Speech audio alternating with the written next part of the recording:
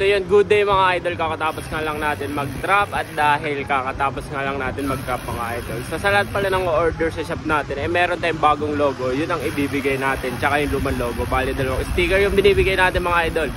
So balik tayo mga lodi at dahil bukas nga, magbabike tayo sa Timberland. So tagal natin, siguro ilang taon na tayo hindi nakabalik doon. Kaya tara, samahan nyo ako mag-prepare kung ano ba dapat pre-prepare pagka maglo-long ride or magra-ride ka sa malayo. Ano pinagkaiba na? So tara mga idol, prepare natin and i-ready natin tong bike. Let's go!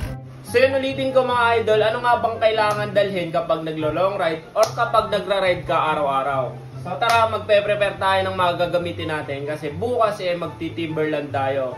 At tatry natin ahunin ulit kung kaya ba natin. At syempre, tino yung gamit ko, 28 lang yung sprocket natin. So tara, let's go. Papayta ko sa inyo kung ano yung mga dala natin kapag nagra-ride. Siyempre, ito gagamitin natin na bib, yung light blue, tapos ito yung rubber and road na binigay sa atin ni Brother Ayon. Angas niyan mga lodi. Yan. Helmet naman, walang iba kundi HJC mga idol, yun yung gamit natin. Ito yung favorite ko, yung white HJC Ibex mga idol. Ayan. Self-fitting siya. Ayan. Paano ba siya nagiging self-fitting? Ayan, DI2. Joke lang. Hindi. Spring na, hindi mo na kailangan yan iikot-ikot mga idol. Pag sinuot mo yan, kakapit na yakap na sa ulo mo yan. Ayan, ito lang natin ginagamit. And sa shades naman, ang gagamitin natin is yung Oakley na binigay sa atin. Sponsor ni Wheel Solution. Ayan o, napaka-angas yan mga idol. Bagay na bagay sa HJC Ibex, tsaka rubber and road. Ngayon balik tayo sa bike mga idol. Kung ano ba dapat ang dalhin natin or prepare dito sa bike kapag nagra-ride tayo. Lalo na, yung Timberland mga lodi, napakakunat nun. And iba yung ahon din dun mga idol. So tuloy-tuloy, tapos tingnan yung gamit natin is 28 lang yan mga idol. Tapos 53.39 yung chainring natin. Kaya durog tayo dito bukas. Siyempre, mga idol, check natin kung ano ba laman netong toolbox natin. Kasi ito yung mga importante. Meron tayong Cyc Plus na tire inflator mga idol. Ito yung automatic.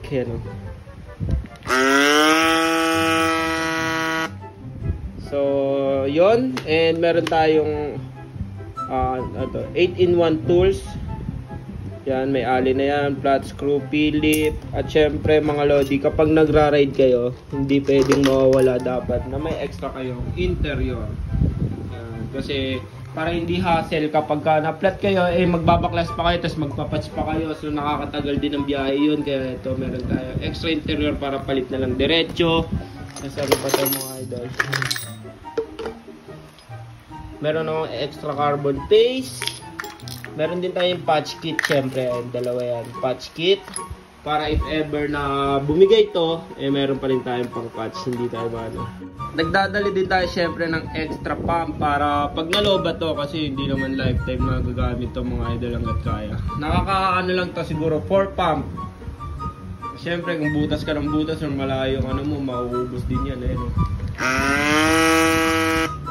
Then isa pa mga idol, lagi nyong i-check yung pressure ng tire nyo. Ayan. Sa atin parang malambot nga mga idol. Tagal na kasi natin dito na hanginan. Pero ito medyo matigas. So dadagdagan na lang natin yan. At ayun, isa pa pala sa mga nagra-ride tuwing madilim mga idol, tuwing madaling araw or gabi, ayan, dapat meron kayong ilaw, kahit anong ilaw. So ang gamit nating ilaw is yung radar taillight na Magin mga idol. Ayun. Nakaka-sensor siya ng mga paparating na mga sasakyan, kaya nag-alert din sa speedometer natin. So marami din niyang type ng ilaw. Ayun. Yan. Yan. Yan mga idol, parang umiikot-ikot. Yan. Tapos ilaw, wala naman akong ilaw kasi nasira nga yung flashlight natin, yung may remote mga idol. Kaya ito yung gamit natin. Pang ano lang naman yan, pinambiblink lang natin para kita tayo kapag sa ano. Nakatungo naman sa babayan mga idol, hindi direct sa taas. At isa pa mga idol, lalo na pag umaahon kayo, syempre lulusong yon. Ang importante sa lahat mga lodi, i-check nyo yung brake pads nyo. Ayun, oh. natin. Meron pa ba? Meron pa yan mga idol, kaka-maintenance lang natin yan. So i-check nyo yung brake nyo, yan, all goods naman. Huwag kayong lulusong nang hindi goods yung brake nyo, lalo yung mga rim brake. Kasi mas mahirap pa hintuin sa totoo lang yung mga naka-rim brake mga idol yan. Then, tips ko yung mga may alog sa headset mga idol. Pagka maghihigpit kasi kayo, dapat dito muna sa top cap para makompress niya yung makompress niya yung fork para wala siyang alog din bago niyo higpitan yung dun sa stem. Kaya yun mga lodi, kasi yung iba minsan maalog yung mahirap din mag-downhill yun. Baka mabali pa fork nyo. So yun lang mga idol, yun lang yung mga tips kung sa inyo. Basta lahat ng mga parts or mga tornilyo, ayan, dapat all goods yan mga idol. Wala yung play, may higpit lahat. So yun lang mga lodi, kita-kits tayo bukas sa Timberland. Ride safe.